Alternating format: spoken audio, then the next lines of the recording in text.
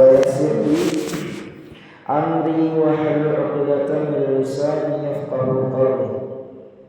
Alhamdulillahirabbil alamin, jamaah subuh yang bersama-sama kita mengharapkan ridha Allah Subhanahu wa taala. Telah kita dengarkan kemarin bagaimana para kaum musyrik Quraisy, kaum kafir Quraisy itu yang dipimpin oleh Abu Jahal kemudian sudah berani untuk ingin mencelakai visi Rasulullah SAW. Kemudian kita lanjutkan. Selagi begitu, ide menghabisi Rasulullah SAW tetap belum hilang dari hati para taghut Quraisy. Ibnu Ishaq meriwayatkan dari Abdullah bin Amr bin Al-As, dia berkata, aku mendatangi mereka yang sedang berkumpul di Hijr. Mereka membicarakan Rasulullah lalu berkata, kami tidak pernah bersabar seperti kesabaran kami menghadapi urusan orang ini. Kami benar-benar telah bersabar menghadapinya karena satu urusan yang besar. Selagi mereka dalam keadaan seperti itu, tiba-tiba beliau muncul dan berjalan hingga tiba di dekat Hajar Aswad dan mengusapnya. Kemudian beliau melewati mereka dalam keadaan tawaf mengelilingi Ka'bah. Mereka memborong beliau dengan kata-kata penghinaan. Aku bisa melihat yang demikian itu di wajah beliau. Tatkala lewat untuk kedua kalinya mereka melakukan hal yang sama. Aku bisa mengetahui yang demikian itu di wajah beliau. Kemudian tatkala beliau untuk ketiga kalinya mereka melakukan hal yang sama lagi. Saat itu beliau berdiri kemudian bersabda, adakah kalian mendengar wahai semua orang Quraisy? Demi diriku yang ada di tangannya, aku telah datang kepada kalian sambil membawa sembelihan. Kata-kata beliau ini terus ternyanyi di dalam diri mereka, sehingga masing-masing di antara mereka merasa di atas kepalanya ada burung yang akan menyambar, sehingga ada di antara yang mereka berusaha menghibur diri dari rasa takutnya dengan cara yang dianggap paling baik, lalu berkata, pergilah wahai Al-Qasim, demi Allah engkau bukanlah orang yang asing. Besoknya mereka berkumpul lagi, dan selagi beliau muncul mereka berembuk. Akhirnya secara serentak mereka merembuk dan mengepung beliau. Kulihat seorang di antara mereka memegang jubah beliau. Abu Bakar berdiri di samping beliau sambil menangis dan berkata, apakah kalian tega membunuh seorang yang berkata Rabbku adalah Allah? Kemudian mereka beranjak pergi meninggalkan beliau. Ibnu Amr berkata, itulah kondisi paling keras yang dilakukan Quraisy yang pernah kulihat. Dan riwayat Al-Bukhari dari Urwah bin Az-Zubair, dia berkata, aku berkata, Abu Amr bin Al-As, sampaikanlah kepadaku keadaan yang paling keras yang dilakukan Quraisy terhadap Nabi sallallahu alaihi wasallam. Dia menjawab, tatkala Nabi sallallahu alaihi wasallam salat di Ka'bah, tiba-tiba muncul Uqbah bin Abu Mu'ayyid. Lalu dia meninggalkan pakaian di leher beliau, lalu menjerat beliau dengan tarikan yang keras. Lalu Abu Bakar tiba dan langsung mencengkram pundaknya serta menyingkirkan dari sisi beliau, sehingga berkata, apakah kalian tega membunuh seseorang yang mengatakan Rabbku adalah Allah? Hamzah bin Abdul Muthalib masuk Islam di tengah udara pengap karena dipenuhi awan kesewenang-wenangan dan kezaliman. Muncul seberkas cahaya di hadapan orang-orang yang jalannya terhalang, yaitu keislaman Hamzah bin Abdul Muthalib radhiyallahu anhu. Dia masuk Islam di akhir tahun ke-6 dari nubuwah. Mereka menurut pendapat mayoritas dia masuk Islam pada bulan Zulhijjah, sebab keislamannya karena suatu hari Abu Jahal mengajak Rasulullah tatkala di Sufa. Lalu dia mencaci maki dan melecehkan beliau, namun beliau hanya diam saja. Kemudian dia memukul kepala beliau dengan menggunakan batu sehingga luka dan berdarah pun mengalir dari luka itu.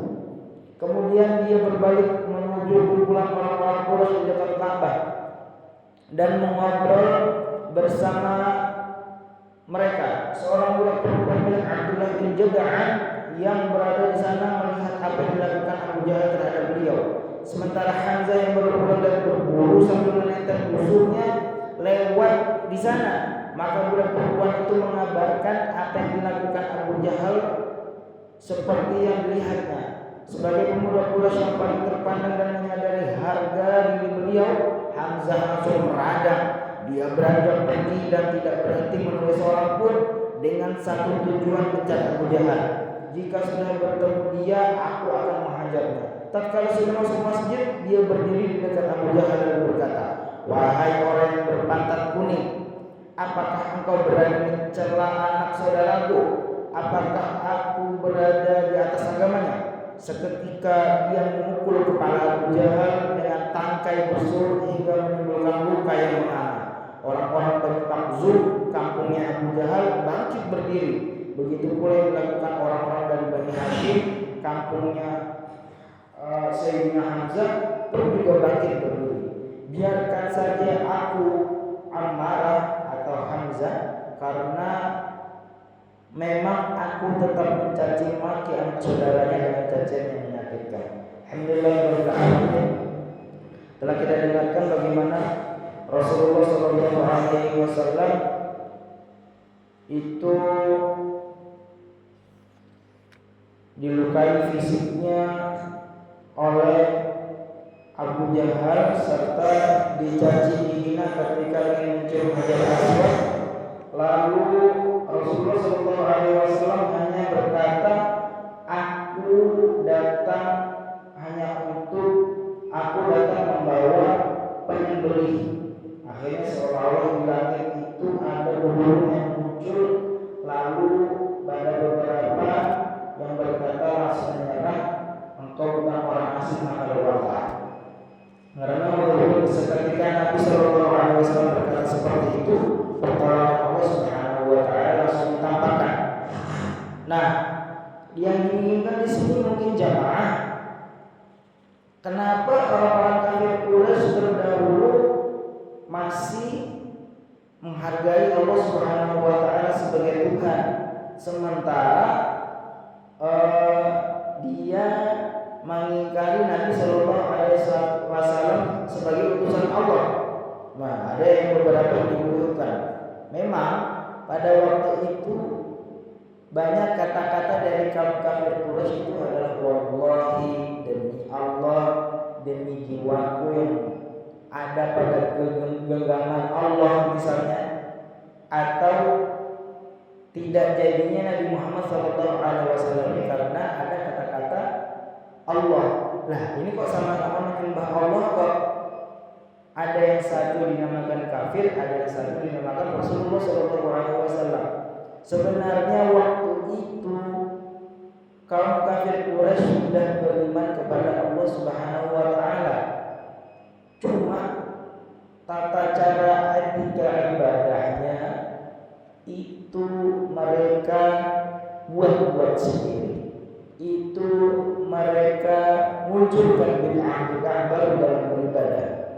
Nah, setelah itu diutus Rasulullah SAW hanya untuk memperbaiki saja, hanya untuk memperbaiki, bukan membuat hal baru di lingkungan bangsa Arab. Karena Allah sendiri ini adalah Tuhan yang sudah diakui oleh bangsa Arab sebelum Rasulullah SAW diutus. Alhamdulillahirabbil alamin.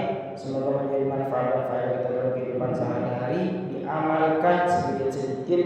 Marilah kita terus mencintai agama Islam melalui kisah-kisah dari kepahlawanan Islam yang telah kita dengarkan. Subhanakallahumma wa bihamdika asyhadu an la ilaha illa anta